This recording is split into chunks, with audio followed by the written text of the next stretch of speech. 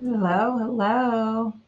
If you're here, put an emoji on or put something in the chat. Let us know where are you based. Oh, I see some emojis. Where are you guys? I am currently in Washington, D.C. or outside of Washington, D.C. So go ahead and put it in the chat. North Carolina. Hi, Claudine. Whitney. Hey, Whitney. Whitney and I used to work together. Oh, crap. It went so fast. Houston, Texas, California, Georgia. Hey, guys. So I'm Mallori Steele and very excited to be here today. I am the owner of Productive Consulting, and I'm going to do a visual description of myself. I am a beautiful Black woman, chocolate brown skin. I'm wearing an off-the-shoulder black shirt with a very boring white background that's blurred, and glasses with some dangly green earrings, and very short hair because I cut it all off in December. I shaved it. It's like I have a teeny weeny afro. It's coming back. So that is me. I'm so happy you guys are here. I'm going to allow all of our lovely panelists to introduce themselves once I ask them a particular question. And this is a jam-packed session, so I want to just jump in and get started. But I want to tell you guys, please add your comments in the chat. I want this to be as interactive as possible. This is a very vulnerable conversation. And I'm grateful for all of the panelists to share their perspectives and their feelings and their opinions. And so to show support, put some emojis up, show some love, share your own experiences in the chat. And of course, you can use the Q&A to ask questions. So I'm going to share my screen. There's going to be a lot of sharing and unsharing of my screen because I want to see you guys. And so I'll go back and forth. But all right, so this is navigating feminine politeness norms in professional settings. And to go ahead and jump on in, a great question is, what are feminine politeness norms, right? So I want you to put it in the chat. What would you say are some feminine politeness norms? I'm going to call on Zainab to read them out because I cannot see the screen, and just read out some that you're seeing. Happy to. Okay. Sorry. We got sorry in quotes, saying I'm sorry all the time. Soft voice. Being accommodating and agreeable. Apologizing for everything. Yep. Keep going out. Okay. Oh, I didn't scroll. Not refusing additional work and responsibilities. Have to smile. Apologizing all the time. That keeps coming up. Don't speak up too much in meetings. Don't ask too many questions. Being friendly. The need to be smiling, bubbly, not have a blank or neutral face. Somebody wrote, maybe you've already said this, but in quotes, saying yes to everything. Yeah, here's a few here. I love when it said about the blank space because I think many of us have an RBF, right? And if you have an RBF, you're not upset. There's nothing wrong. It's just, that's my face. And then you're expected to smile. So that's definitely one. Here are a few. Again, these are common examples, but there's a variety. Using polite language, dressing modestly, be nurturing and caring, especially in the workplace, to colleagues, that expectation that we should be nurturing and caring as women, avoiding confrontation, offering help and support, even if we don't have the bandwidth or capacity to do so, showing deference to authority, overly respectful to authority, smile and maintain eye contact. That was a popular one, right? So going into the first question, I'm directing this to the lovely Tameka and Tara. Tameka, you'll go first. How have you seen feminine politeness norms manifest in a professional setting, and what was the impact on women in that situation? Well, hello, everybody. I'm Tameka J. Harris. I am the founder of ID Success Design Studio. I'm a pro learning design strategist. And for my visual, okay, I'm a brown girl, okay, I'm a brown woman, black, okay. I'm wearing a very colorful top, My hair is also very short. I have on maybe some pink lipstick. And I'm just excited to be here. I am your colleague in learning and development for over 7 years. And I've been hanging around on LinkedIn, meeting a lot of you in various spaces, and just excited to be here. Getting back to the question, Mallori, many of us have already described in the chat, right, how these feminine politeness norms manifest in the workplace. But I think too, also, in addition to all of those things, and maybe some of the things that I'm going to describe are already mentioned, but I noticed that we downplay our achievements a lot, which when we do that, that gets in the way of us being able to eloquently and articulate, eloquently and or articulate who we are, what we've done, how we've contributed to the workplace. There are so many other things that I could list off here, but typically when we do that, I'll say it this way. I might have seen it played out many times in the workplace for sure. One instance isn't coming directly to my head, but I'll tell you this from my background as in media and entertainment. I also am very visually aware of things when I see it on screen. So on movies or on commercials. And so we've always seen these images played out. And one show in particular that my husband and I had watched some time ago was about the LA Lakers and how they came to be.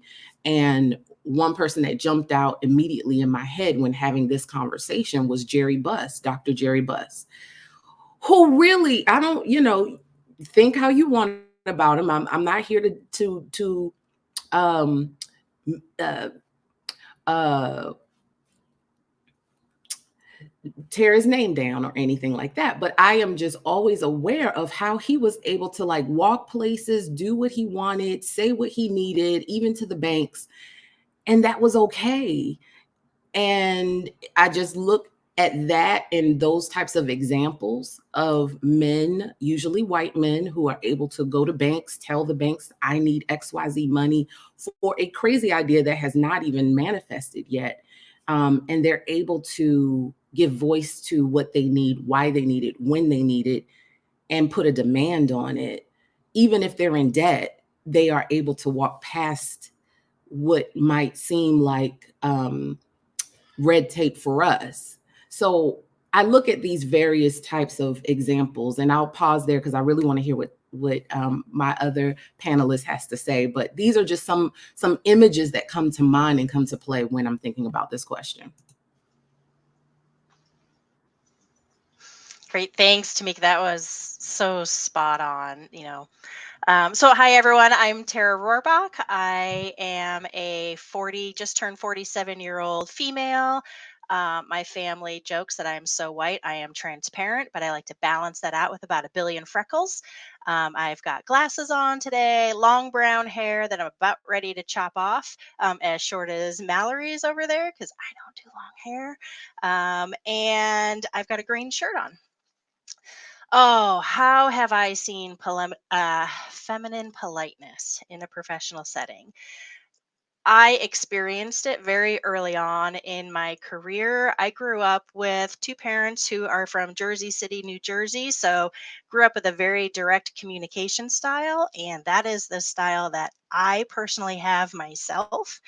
And so, I was not aware that my personal communication style was not in line with said feminine politeness until I would start getting performance reviews at the end of the year. And I would find that my colleagues were providing feedback into my performance reviews that I was too direct, I was too aggressive, I was not personable enough. And literally was quite shocked when I would get this feedback because I had never sensed any of that in any of my interactions with my colleagues. And I was extremely confused.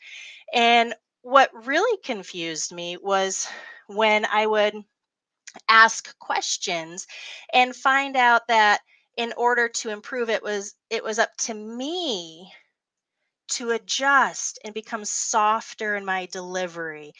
Take the time to really get to know the individual before you dive into, the meat of the conversation. And so all that onus was on how I would present myself to be more accepting in that box of how females should communicate. And so, how did that impact me and potentially others? Is one, it was extremely confusing because we would attend communication courses where the guidance would be, be direct, come with a plan, things like that. And I was really told to kind of do the opposite, to step back, to listen first, even in like brainstorming sessions when you should be like interjecting here and there. I was being, too aggressive and interrupting folks. And so, it really did impact me for many, many years because I became very self-conscious about how I was being perceived, and found myself for many, many years really adjusting myself, and I was super uncomfortable with who I was ending up becoming. And I feel it really did impact my ability to grow as a professional because I was spending so much time trying to adjust how I was perceived by other people than really owning who I am. And after almost 20 years in the industry, kind of over it, right? I am who I am. And I really want to put the onus on other people. If you're interacting with someone and their communication style does not jive with how you want their communication to, work with you, then you to look inward and ask yourself, why is that? Why is that communication style impacting me personally the way it is? And I would challenge my managers that for many, many years. And it would be, well, if it's not working for you, then you may need to adjust. And I'm okay with that to a certain point. But when it comes down to personality and your natural communication style, we need to really change that conversation. So I know there's a lot to cover, so I'll stop there. No, that's great, Tara. I was going to say, what I want for us, younger, and I don't think this is going to be as difficult because the younger generation are just bolder in general, but to not take 10 years to like find our voice and to find our comfort and to find our flow, right? Because it's the same. I think a lot of us, like once we hit or surpass a certain age, it's like that's when you kind of settle in that confidence. And or even if it's not confidence, it's like it is what it is, right? This is what I'm doing. And in your communication style and in where you can't fake it. You can only fake it for so long. So no, I love that of just saying, this is how I communicate and I can adjust. But the request of us communicating differently is typically on women Yes. versus men. So Bela Yep. and Zainab, so share a time when you or someone you know struggled to assert themselves in the workplace due to adherence to feminine politeness norms, and how did they overcome this challenge? All right. Am I up first? Yes, ma'am. Okay. Hello, everyone. I'm trying to move my windows around here because I'm always so awkward when I first get on these calls. I'm Bela Gaytan. My pronouns are she, her. Visual description: I am a light-skinned Latino woman with short, curly, blue, green, turquoise-ish hair. I'm wearing a black sleeveless dress with colorful flowers and gold jewelry. And behind me, I have a soothing green wall with several plants and pieces of art. Let's see if you can toss the question up on the screen again, pretty please. Absolutely. While I do that, Zainab, go ahead and introduce yourself as well.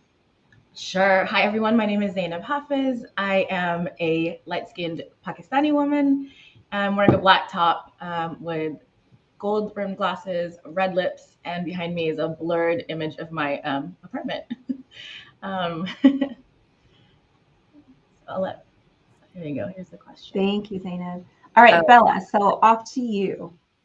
Okay. Share a time when you or someone you know struggled to assert themselves in the workplace due to adherence to feminine politeness norms, and how did they overcome this challenge? This one was really tricky for me to even think about because I've never really subscribed to those politeness norms. And as such, I've had to job hop quite often because I was too difficult. I was stubborn. I was, what's the word, ornery or something like that, you know, just being stubborn. But I want to give a situation that wasn't handled well instead for this question. So in one of my previous roles, my boss was a woman, and her boss and most of the majority of the management over her were white men. And this woman was amazing. She was brilliant. She was smart. She had all kinds of credentials. And she told me in a meeting that we had one time, let's backtrack. So we had a meeting one time and I brought up some ideas that I thought were pretty revolutionary, right?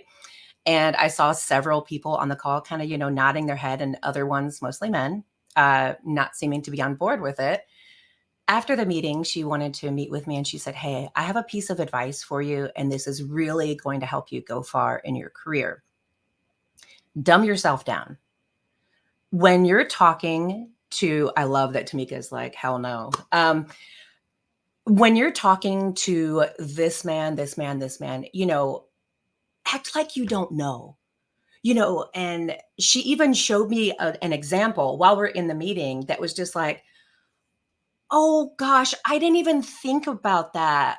Oh, you're right. Oh my goodness. I'm so sorry that I even brought that up, because it's just, oh my gosh, like, you're amazing. And then I proceeded to see her continue to do this throughout my very short career at this place. And it drove me mad. Like, I could feel my blood boiling every time. And it made me think about how many women have a PhD and don't go by doctor, and compare that to the men that have PhDs. And you will see so many of them go by doctor, but the women don't. Why? Like, that's a freaking amazing achievement, right? But I think we have these feminine politeness norms that are garbage, that are outdated. And if anybody came to my talk yesterday, I talked about the importance of setting healthy boundaries as a woman. And one of the things that I mentioned was the patriarchy and how it affects the way that we're able to enter any kind of space. We're expected to be the nurturers. We're expected to be smiling. We're expected to be sweet. We're expected to be, yes, sir, I'll do that, you know, because this is a man telling us to do that. I hope I answered the question. I ramble. I am neurodivergent, so sometimes I might get off track there, but I hope that I answered it, and I definitely want to give time for others to answer this. No, thank you, Bella. Yeah, and I'll interject. I'll keep an eye on the time, just so everybody doesn't feel like, you know, I'm rambling. But this is awesome. I was going to quickly say, I had a colleague a little bit similar that tended to downplay themselves in meeting. This is an incredibly smart, talented woman that it has a range of experience in this field, and the way that she would present information, I was just so surprised in meetings, because I'm like, just talk like you know it. You know this, right? And it was kind of like, well, I have an idea, or maybe we should consider. And I was like, listen, girl, you got to just say it. Don't dumb yourself down. But Zainab, handing it to you. Whew, thank you for that, Bela. I actually also struggle with this one, because I can only think of like times that, you know, weren't necessarily successful. I don't think we gloss over the others. When things are going well, they're just going well. We don't think about that. So I can think of a time when I worked on a broader IT team that was responsible for implementation and then training. And it was also rooted in a culture that is very different, has very strict gender roles anyway. And it was a very international group. So we were from literally all over the world. And I had trouble meeting some SMEs. They just would not meet with me. I mean, at least a handful or more meetings that were just disregarded, not rescheduled, no communication ahead of time, just ghost each time and then have to follow up. And there's always something more important, because these folks were responsible for both the implementation and then they were supposed to be my experts. So it was a really, you know, my work was not prioritized, of course. And I got frustrated. So I escalated through the normal channels. That really didn't do anything for me. Meanwhile, we're still coming on deadlines for the client. And keep in mind, we're on the same team. So this is really challenging because we're on the same team. We're all working towards the same goal. And actually my goal is the culmination of your goal. So it's sort of like the end of the whole project and delivery of this project. So it was really a struggle because I was struggling to meet the experts that I needed to meet to understand how to do this work. And I raised it through the regular channels. Nothing really came of it. We were still just kicking this can down the road. And then finally, I just kind of bent myself backwards, adjusted my schedule, went to meet them where they were, scheduled another meeting, and then they didn't show for that. So I, sent an email, kind of CC'd folks, and I just said, this just isn't working. So there's a risk at this point, right? I have to raise risks for my project. I have to be able to say that this isn't working. We need to figure out how to do this. And also, I can't imagine these are the only two people in the world that know this and can help me do this work. So it was just very like, this isn't working. Let's try a different approach.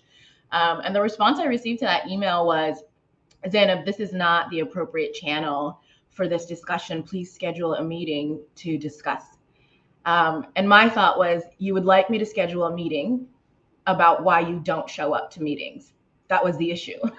So it was a little bit frustrating, as you can imagine. And so we have this meeting where they actually didn't show up, but the leaders showed up. Their leaders showed up. And we're like, well, these guys are busy. And it was just like, you don't understand. They're under all of this pressure and this has to happen. And just go ahead and schedule another meeting. We'll tell them to show up. And I just refused. I just said, that's not working. I mean, we're hitting our heads against the wall and this isn't working. I'd like to explore other options in getting this done. And they were like, just do it. And it just became this situation where voices started to get raised. And then this man, slammed our leader slammed the table, stormed out of the room, stomped out. And my boss was there, my manager was there, a white man. And he just said to me, his advice to me was, you should try to be less emotional in these situations. And I just thought, I feel so gaslit. I don't even know if gaslight is the right word, but I felt so crazy making. Like I wasn't the one who threw a tantrum and stormed out.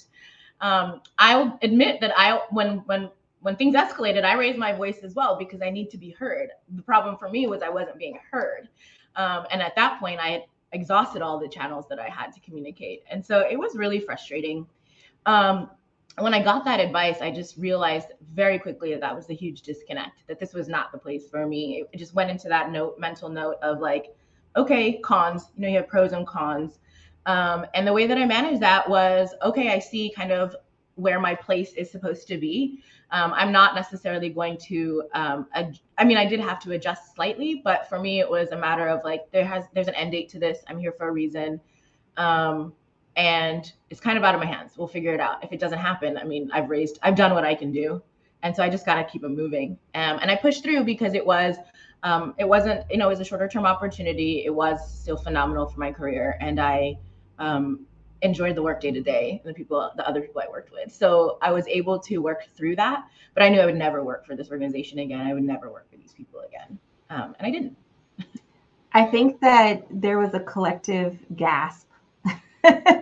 Listening to this story, I also had a similar gasp reading Emily's comment that her manager calls her kiddo. Oh my gosh. I know you guys are sounding off in the chat. Please keep it going. Yes, I want to move on to the next question. This is going so fast. Okay, Dr. Joan and Tameka again. So Joe, when you jump on, please introduce yourself. But the question is, what advice would you give to a woman trying to combat feminine politeness norms in an organization where they are strongly yet unspokenly enforced? It sounds very similar to where Zainab worked for that period of time. And Joan, over to you. Hola a todos. My name is Joan, or I can say Dr. Joan, right, Bella?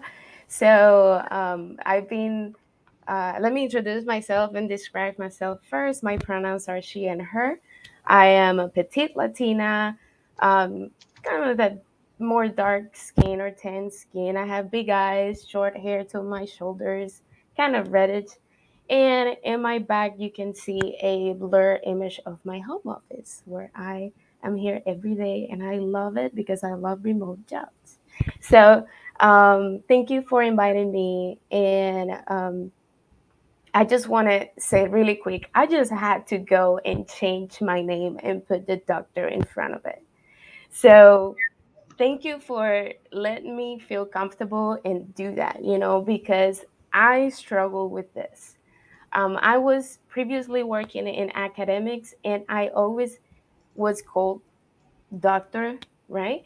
But when I went to corporate and when I am in my private personal life, I don't say like, "Hi, I'm Dr. Joanne," because for many that will look like I'm um, bragging or making someone else feel that they're less than me, and that's not the case, right? It's just, and it's, I shouldn't use the word just, right? It is a degree. I earn it. I work hard for it. And as many of you have your degrees, why not celebrate that, right? So in that same line of celebration, one of my advice or my main advice will be celebrate other women. If you feel like you are in an environment that are not cheering, it's not cheering for your sisters, come on, be the voice and you do it. For example, there's a lot of opportunity for professional development outside your current workplace, right? For example, in LinkedIn, we all know each other because we're in LinkedIn, right? So why not maybe that woman that is near you that is silently asking for help need just a push, right? To go and develop themselves. And maybe they need tricks or they need feminine advice who can, or someone can come and say, hey, you can do this, you have the power, um, you are enough. So that will be my advice, like go ahead and like be you, right? I just want to say something really quick, like just a quick story, right? When I was starting teaching, I'm a former educator now working as a um, learning development developer for Southwest Airlines. I When I started, someone told me you smile too much. So it is curious because it was one of those things that we mentioned at the beginning, that we smile a lot, but that was feminine, right? But in this case, this person was telling me, you smile too much. Now, where is the line where am I smiling too much, or I'm just a positive person that like to spread positivity and good vibes, right? Why would I have to change the way I am to please others, right? Why cannot they like say, oh, she loves to smile and that's okay, right? So that happened to me. And I agree with Tameka when she said about not talking about our success. That has happened to me plenty of times because I am a person that celebrate others all the time. So I always think that everyone is going to celebrate me as well. And that's not the case. There's a lot of people that don't like to celebrate, especially women. So we need to have a sisterhood and we need to celebrate each other. So I just want to say thank you to Bela for mentioning about the doctorate and for pushing me to like change that and put that doctorate in it. Yeah, and everybody in the chat or who's here, if you're a doctor, change your name now in your in your That's right. profile. If you went through that process, I've mentioned in the chat, you guys would be sick of me if I went through that process. Okay, I would be talking about it everywhere. I'm going to skip the question for Tameka and address a different question to you, Tameka, from Pearl. Pearl says, would the panel provide additional feedback on the Southern female politeness of utilizing sir and ma'am? I'm struggling after 50 plus years of conditioning. We see you, Pearl. Tameka, what's your thoughts? Pearl, we see you. Pearl, I am you. Pearl, I there's so much to this that I really cannot even pour all of what I want to say in this moment. We might have to go to a Zoom room like after this, and I can drop a link and you can connect with me, or connect with me on LinkedIn, girl, because that is a ever-going struggle. And why? Because there were certain norms placed, impressed in us from childhood. And I am so let me back up. I am a Black girl from Savannah, Georgia, Chatham County. Okay. And while I love my Southern roots and nobody can shake those roots from my life, and I love them, I need them because they make me who I am. And there's rich history and there's rich heritage from my makeup. I also too recognized when my makeup caused tension in the boardroom. And I was struggling as a woman, but also too as a Black woman, and then as a Southern Black woman, to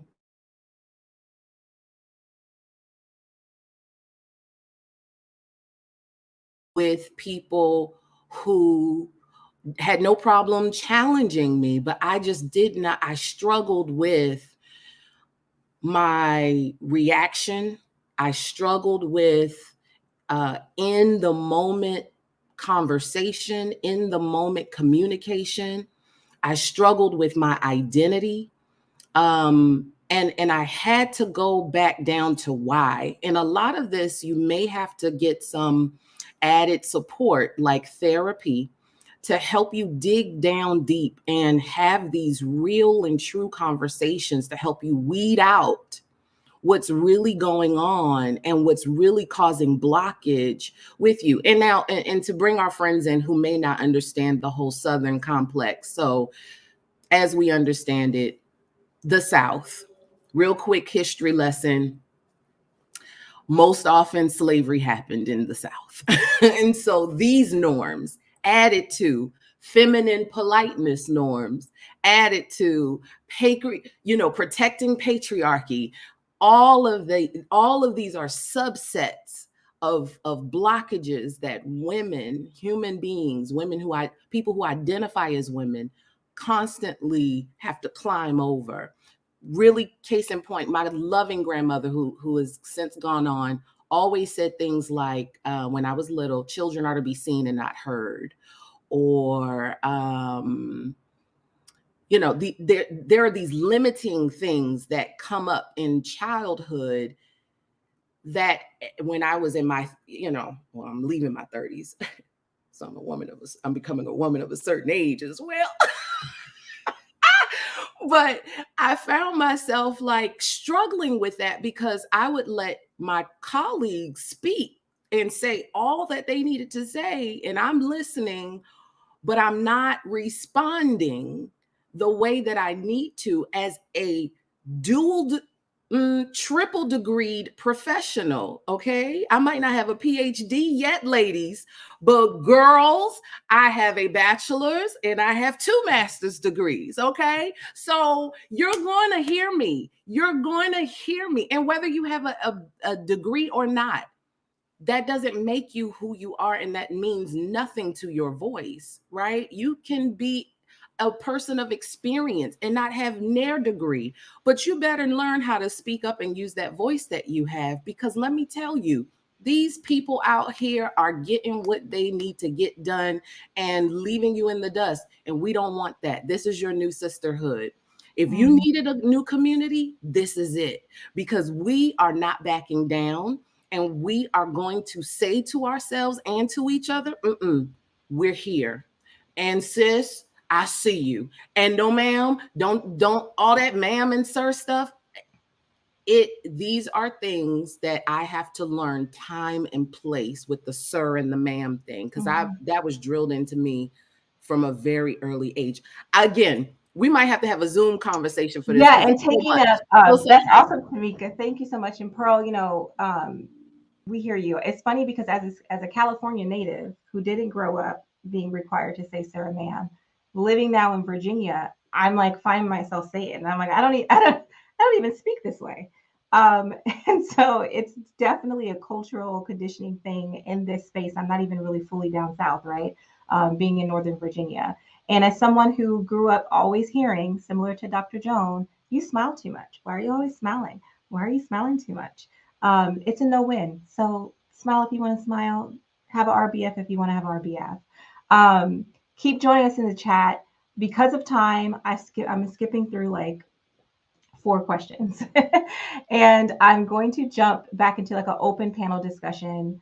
And this is just for anybody to jump in. So in your experience, what impact does the intersection of race, ethnicity, and gender have on navigating feminine politeness norms in professional settings? And how do you address this intersectionality? And I'll quickly state, for me personally, there's this, the intersection of like, I'm a woman, but then I'm a Black woman, right? And so there's certain things that I feel like, I don't subscribe to it, but I'm presented with it often of this is the expectation of how I should interact, how I should speak, how I should perform. And not only just as a woman, but so that way I don't, fall into stereotypical Black women. And I kind of typically just push that aside. I am who I am. And I'm proud of who I am, and I'm grateful for who I am. But there's definitely an intersection of these 3. And whoever wants to jump in, please do come off mute. I would love to. This is something I feel super passionate about. For anyone that may not be able to see the screen, this is Bela speaking again. I'm just going to drop some bombs here, friends. First thing that comes to mind when I think about this, the angry Black woman, the submissive Arab woman, the strong white woman, the passive little Mexican woman. And those are just a few of the stereotypes that others just continually perpetuate, and it affects how they see us. And I love that, Dr. Joan, you were talking about like smiling too much. I'm the same way. I'm not sitting here smiling because I'm just like, oh, I want everybody to see me happy, because I do have resting bitch face, but I just get happy like being in a situation. I also love to laugh, and I don't know. I like to have fun in life. When I'm not smiling, I do have that resting bitch face big time. And I'm constantly like, what's wrong with you? Right. But going back to like intersectionality, I joke that I won the diversity bingo because I am Latina, I'm queer, I'm neurodivergent, I'm visually disabled, I'm physically disabled, I'm the daughter of field workers. So it's like, I feel like I check off so many boxes there. But it's so interesting when you are a woman and you have these additional intersectional identities and trying to navigate the workplace, right? Because I think it's really important for people to learn about microaggressions. That's one thing that really happens a lot when you have like these different intersectionalities. Shortening someone's name because I can't pronounce it, right? Calling Zainab Z, calling Tameka, I'm just going to call you Mika, okay? Because I can't say Tameka, right? Referring to a person of color as being so well-spoken and eloquent. How often do you hear someone say that about a white dude or a white woman, right? It's a microaggression, and unfortunately, a lot of people that do that, they don't see it. They don't see it. They're just saying, well, I just wanted to say that they have such great communication skills. But look at the way that they say it compared to someone else that they want to say has good communication skills, right? And I'm going to jump in and say, sorry, Bella, to interrupt. Say, and at times they see it, they don't care. Mm-hmm. So sometimes I think we emphasize like, oh, they just don't understand. They just don't get it. Like, no, a lot of people, they see it. They're living this, right? We're in 2023.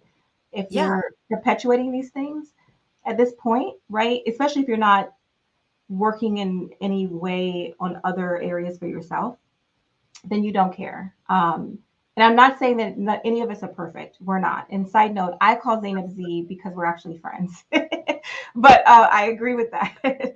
But yeah, I 100%. The nickname came out of people not being able, not willing to try to say my name. just not willing to, which to me, it just boggles my mind because it's phonetic essentially. Like it's not a hard name. If people can say Frappuccino, then Yeah, I'm pretty sure they can say yeah. most people's Absolutely. names, right? And Bela, I see that absolutely with people of like with beautiful names from foreign countries, right? They're just unwilling to say these more longer names with beautiful accent and all these things. So I just wanted to add that in because you're not going to nickname a person without their consent. I think that's the part, is the consent. Yes, absolutely. Absolutely. Mhm. And even, so I'll give an example with my last name. Growing up, I always said it in English because my dad did that. My dad was a migrant worker and grew up with so much racism that it was just easier for him to try to kind of like assimilate. And once I reached a point in my adulthood, I wanted to start saying it in Spanish. So my last name in Spanish is Gaytan. And I tell people, like Gaytan, and I'm like, if you can't say it, you can say Gaytan, but please try to say it before resorting to saying it in English, No, yeah, and I'm someone who butchers names. I am very guilty. And one, I actually have like a bit of a speech impediment, so I stutter and clutter and all this stuff since I was a kid, and it's a struggle of me getting over. One of my goals in 2023 was to speak more in spaces like this and places like this. So this is me just jumping in. But as someone who has that like deep rooted insecurity of like, crap, I already stutter or I clutter my words or I just have trouble pronouncing things. I can pronounce it fine in my head, but the minute that it comes out, I'm just like, oh my gosh, I don't know what I'm saying. So I refuse to like say Tara's full name. So I'm always like, this is Tara. This is like Tara. Because I know I think I'm gonna butcher it. And so I think it's having that grace that when people are trying, they're genuinely trying. People call me Mallori all the time. That's okay, right? I don't have a hard name, but whenever they say Mallori, I think it's hilarious. And so I think giving each other grace as well, but at least making an effort of trying. And so here's the next one. Share a personal experience of navigating feminine politeness norms in a professional setting, and how did it impact your communication and interaction with others? So I will just quickly answer this for me. I embrace that I'm feminine. I enjoy being feminine. I'm also a bit of a tomboy. And I just focus on just showing up as my complete self and taking up space. And so there isn't necessarily a one type of experience or one particular impact. I've just learned that it's too hard to pretend. Like I can't keep up with it. So what you get today is what you're going to get next Tuesday. What you're like, I am who I am day in, day out. And so that has just been my core kind of value of how I move through life. And I think this has been incredibly helpful for me in navigating a variety of situations professionally of just being myself and having an open mind of continuing to learn. Because Bela, you sharing about, some of your experiences like that, I'm learning. I'm literally learning, listening here. I'm learning, listening from Tameka. I'm learning, listening, reading the chat. And so I think keeping an open space and an open mind, but also showing up as yourself and being comfortable to take up space. But one of you guys jump in. I think that was me jumping in is the example that I want to give for us, because a lot of times I even find myself waiting for everyone else in politeness to say their piece, and I don't jump in. I don't. So my challenge to myself is being first, if not one of the first, and even in that, if not one of the first, jump in, girl. I have to keep telling myself, go for it now, because they're not going to wait. They're not going to wait for you, and I just have to keep teaching myself those things. Someone else jump in. Go ahead. So let me jump here. Again, it's Joan, or Dr. Joan, speaking now. I just want to point out that Mariana in the chat said something about the accent, right? And how the accent it's a problem for some people, or they can't understand. And then Patsy mentioned being short. I am a petite Latina. That's how I introduce myself. I'm 4'11", so I'm not even 5 feet. I love to wear heels. I love to wear makeup, and um, I'm gonna make noise when I walk through the hallways because of my heels. And I've been criticized for that, for my heels or for my red lipstick. Or why are you wearing so much makeup? Or why like and then when I'm not wearing makeup, it's like, you're so tired today. What's happening? Like it it's like you cannot make everyone's happy, right? So that's why I do what makes me feel good. So I'm not offending anyone to be myself. So why do I need to change for other people? Um, I have been looked down because I may have a strong personality at work, and prior to this job that I have now, where I am more in the background, I used to be an administrator in a school. And that I had many teachers that will look at me and criticize me from top to bottom. So, and I needed to be strong, and I needed to be organized. And many people didn't like that I was organized or that I liked the things, always being flexible, but by the book or like following norms and rules. And people always will say something. So, in my experience, no matter how I am, like I've tried to have be feminine and polite and like wait for other people, like Tameka said, and not to speak and um, not to make comments when maybe I know an answer because I don't want to feel like I'm making other people feel less. And um, there's so many opinions out there that in this point of my life, I'm 33 years old, and I've decided to just be me. And yes, I am Dr. Joan or Doctora Joan, and I am proud of it. I love that. This went way too fast and way too short. But this was awesome. I saw somewhere in the chat, someone said, oh, we need to have a part two. Like, yes. I will give a quick little tip that helped me. This may not be new to anyone else, but when I worked with Tara at Microsoft, she kind of trained me. I was new to corporate. And she had shared with me this concept of like a padded room where a few of us just got together and it was just our safe space, right? And you need that. And if you don't have that within your current org, connect with people in the chat, connect on LinkedIn, and just say, hey, I need to just have a quick little 30-minute Wednesday midweek vent session. Like especially from a professional standpoint, because people don't understand this industry if they're not in it. And so being able to talk about SMEs, being able to talk about projects, being able to talk about just whatever we're dealing with in a safe space, find those people, reach out, be bold, and just be comfortable. So thank you so much to our panelists. These are some ways you can connect with me. These are some ways you can book time with me. Please connect on LinkedIn.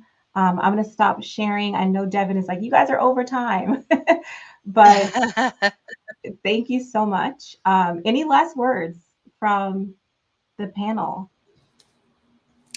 I think we all have time and space to think about these norms that we talked about and really think about ways that you can begin to the journey to extract them from your language and from your life. And connect with me on LinkedIn. Yeah. And I think for me, Tameka, I love that, how to remove them from our vocabulary. This is Tara, everybody. A few times I caught some of us referring to, I have resting bitch face. No, we don't. We have our face. Yeah. It is our face. We will own our face. I am not a smiley lady. This is my face.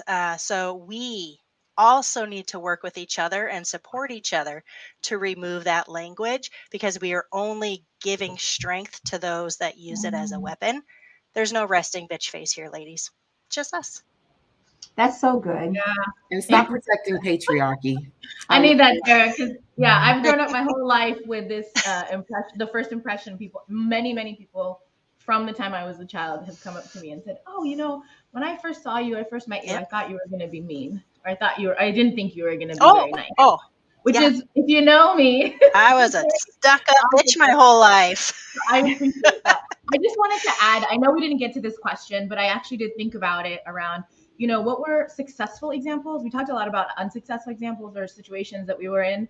And I was thinking about one of the best teams I ever worked on and what made it amazing, because it was also a very diverse team in all the measures of diversity, not just race and ethnicity, but also age, gender, etc. And the key things for me that really stood out and what made it an amazing place, this was actually, I used to work at Kaiser Permanente, I'll call it out, because it was one of the best places I've ever worked to date, was that we had true diversity. I felt really included. There was, there were women leaders. So there were significant numbers of women leaders. People were encouraged to show up as themselves. We were a group of trainers, and trainers are wacky and silly and had all kinds of different backgrounds. And so that was celebrated and encouraged. And we were valued and respected for our results and the work that we did. And it wasn't about anything else. And so those were kind of the key things that really helped make that environment still to this day. Again, this is 2008, 2009. So I might be dating myself, but this is a long time ago, and I still look back on that time fondly and still have relationships to this day built on those work relationships. So those were kind of the things that made it successful and made me not think about how to show up a certain way, where I could just show up and be who I was and still be celebrated and valued and respected. So just wanted to call that out. That's an awesome way to end, Zainab. Thank you. Yeah. You're welcome. The success of it all. Okay, over to you, Devin. Yeah, this group has me ready to go into a work meeting and change the entire game. So thank all of you for setting this up. I feel empowered. But make sure you stick around for our next session. Mallory, I think you're up again, talking about breaking into leadership roles. So hang on, you get more of this. Thanks, everybody. Thank you. Let's go, Mallory. Thank you. All right, Mallory. Thank you.